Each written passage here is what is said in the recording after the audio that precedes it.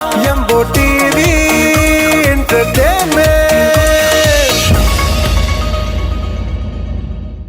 अस्सलाम वालेकुम नाजरीन, आप देख रहे हैं यम्बो टीवी एंटरटेनमेंट। मैं हूं आपका मेज़बान हसन रज़ा यम्बो। नाजरीन, आज जिस टैलेंट के साथ हम आपको मिलवा रहे हैं, इनको हमने नहीं ढूंढा, इन्होंने हमें ढूंढा है। तो आइए इनसे गपशप करते हैं और एक दो गाने भी सुनते हैं। अस्सलाम वालेकुम। वालेकुम सलाम। क्या नाम है भैया? मेरा नाम वली अकरम है। वली अकरम साहब, आप कहाँ से हैं? बेसिकली मेरा ताल्लुक़ चित्राल से सर। तो कैसा लगा यम्बो टीवी पे आके आपको यहाँ पे गाना गाने का मौका मिला? कैसा लग रहा है? सर सबसे पहली बात तो ये सोशल मीडिया के थ्रू हम आपके प्रोग्राम देखते रहे हैं, उनसे हम इंस्पायर हुए हैं। तो बड़ा ही ज़बरदस्त आप प्रोग्राम करते हैं। उसके बाद हमने आपका नंबर लिया, फिर आपके साथ कांटेक्ट हो गया। ये आपकी सर बहुत बड़ी मेहरबानी है। आपने अपना कीमती वक्त निकाल के हमें टाइम दे दिया और इस वक्त हमें खुशी है हम आपके साथ बैठे हुए हैं। तो उसके लिए मैं आपका बहुत मशकूर हूँ सर। वली साहब, शुक्रिया वली, इसमें कोई बात नहीं है, क्योंकि जहाँ पे टैलेंट है हम टैलेंट को प्रमोट कर रहे हैं। जहाँ भी टैलेंट होगा हम उसको ज़रूर दिखाएंगे। तो वली साहब, क्या करते हैं आप? सर मैं बेसिकली आर्मी से रिटायर हूँ, तो अभी अपने गांव से आया हूँ। वैसे अब आजकल मैं कुछ नहीं करता हूँ। अच्छा, तो चित्राल का आपने बताया कि आप चित्राल के रहने वाले हैं। तो चित्राल में चित्राल तो वैसे तो हमने देखा है, टीवी स्क्रीन पे देखा है, बहुत खूबसूरत है, कभी गए नहीं।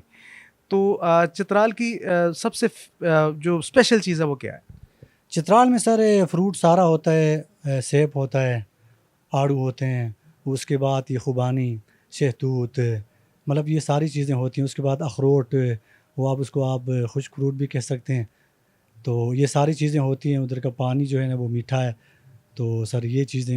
नहीं, वो तो आपका चेहरा बता रहा है माशाल्लाह से, जिस तरह का आप सुर्ख सा चेहरा है माशाल्लाह, लाली आपके चेहरे पे है, तो आप सही सेब तो असल आप खा रहे हैं।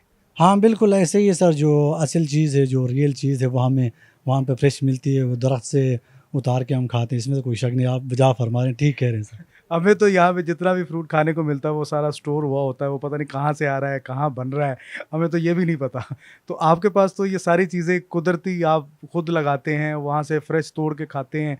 और उधर का पानी भी माशाल्लाह से बहुत ही ज़बरदस्त पानी है कि आप इधर से खाना खाएं और उसके बाद वो पानी पिएँ तो वो खाना भी हज़म हो जाता है। हाँ बिल्कुल सर, आप दुरुस्त कह रहे हैं। पानी भी उधर का बहुत अच्छा है। ये चीज़ें जो हैं ये नेचुरल हैं, कुदरती मिलती हैं। वहाँ पे स्पेशली खाने में क्या चीज़ खाई जाती है? जिस तरह के हमारे पास इधर लाहौर में तो वो होता है, चिकन कढ़ाई होती है, मटन कढ़ाई होती है, मतलब बारबेक्यू होता है, बर्गर, शवारमे। वहाँ पे जो है वो स्पेशल क्या चीज़ है? सर स्पेशल उधर अपनी जो है देसी जो घी मिलता है। उसके बाद ये पनीर वगैरह होती है। उसके बाद हमारी अपनी जो हैं क्या कहते हैं, जो क्या सकाफ़ती खाने हैं वो हम शौक़ से खाते हैं। वो अच्छे हैं सर वो। अच्छा, वली साहब, आप हमें ये बताएँ कि आप किस सिंगर को ज़्यादा गाते हैं? सर मैं मोहम्मद रफ़ी साहब से बहुत ज़्यादा इंस्पायर हूँ। मैं बचपन से उसको सुनता आ रहा हूँ। तो मेरे वालिद जो अब इस दुनिया में नहीं रहे हैं, तो वो रफ़ी साहब उनके फ़ेवरेट सिंगर थे।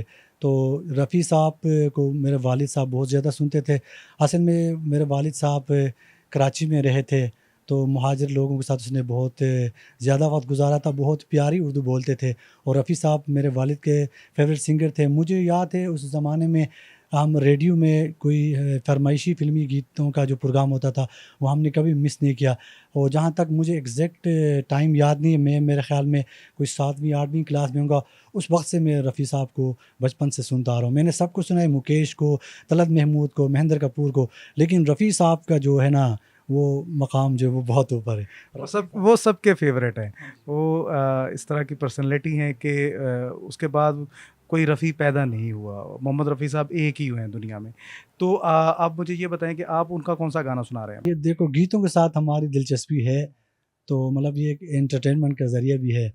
तो मैं तो कहूँगा रफ़ी साहब को चाहने वाला जहाँ भी हो ना, मैं उसको सैल्यूट करता हूँ, सलाम पेश करता हूँ। क्योंकि रफ़ी साहब एक अच्छे सिंगर ही नहीं थे, बहुत अज़ीम इंसान भी थे। मैं रफ़ी साहब से बहुत ज़्यादा इंस्पायर हूँ। तो हम वैसे उसके बारे में हम कौन हो सकते हैं कमेंट्स करने वाले, वो तो बहुत ही उसका लेवल ऊँचा है। तो रफ़ी साहब हैं। चलिए अब हम बड़े बेताब हैं कि आप हमें वो वाला गाना सुनाएं। अगर बेवफा तुझको पहचान जाते, खुदा की कसम हम मोहब्बत ना करते। जो मालूम होता ये अंजाम उल्फत, दिल को लगाने की जुर्रत न करते। अगर बेवफा तुझको पहचान जाते, खुदा की कसम हम मोहब्बत ना करते। जो मालूम होता ये अंजाम उल्फत, दिल को लगाने की जुर्रत न करते। जिन्हें तुमने समझा मेरी बेवफाई, मेरी जिंदगी की वो मजबूरियाँ थी। जिन्हें तुमने समझा मेरी बेवफाई, मेरी जिंदगी की वो मजबूरियाँ थी। हमारी मोहब्बत का एक इम्तिहान था, ये 2 दिन की थोड़ी सी जो दूरियां थी, जो दूरियां थी। अगर सच होती मोहब्बत तुम्हारी, घबरा के तुम यूं शिकायत न करते। अगर बेवफा तुझको पहचान जाते, खुदा की कसम हम मोहब्बत ना करते।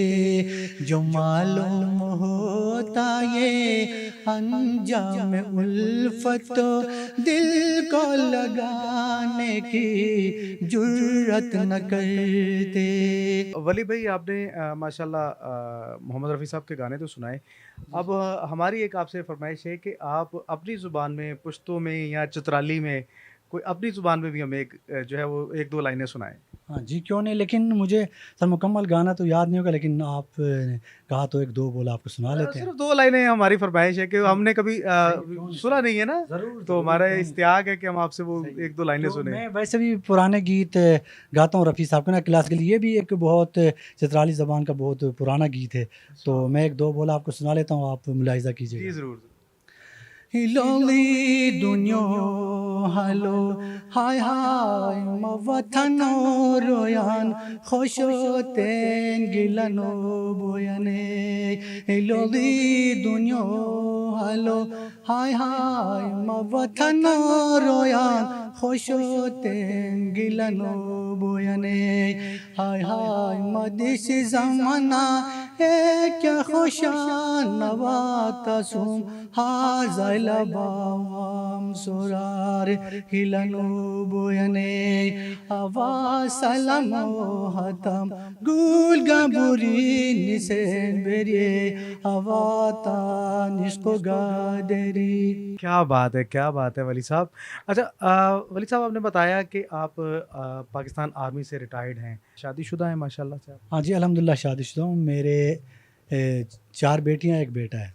माशाल्लाह, माशाल्लाह। वो स्कूल गोइंग हैं, स्कूल जाते हैं? हाँ, स्कूल जाते हैं। कोई सबसे बड़ी बेटी है वो 9th क्लास में, उसके बाद कोई 6 में, कोई 4 में, तो बेटा है छोटा है सबसे, वो एक छोटी बच्ची है, वो घर पर ही है, अभी तक उसको स्कूल में एडमिट नहीं किया है। ठीक है। तो शादी जिस तरह के पठानों में ज़्यादातर वो अपनों में ही शादी करते हैं, मतलब ख़ानदान के लोगों में। तो आपकी शादी भी ख़ानदान में ही हुई है या ख़ानदान से बाहर हुई है? एक तरफ का अगर आप ऐसे ही समझें, ख़ानदान में भी वो रिलेटिव्स हैं, मतलब जान पहचान वाले हैं, ऐसे ही, यही बात एक हद तक आप दुरुस्त कह रहे हैं, ऐसा अच्छा है। हम हमें ये भी ज़रा थोड़ा-सा शेयर करें क्योंकि कभी इत्तेफ़ाक नहीं हुआ ना पठानों की शादी में ये जाना-आना ये कभी इत्तेफ़ाक नहीं हुआ हमारा क्योंकि हम पंजाबी हैं, तो पठान दोस्त भी कम ही हैं।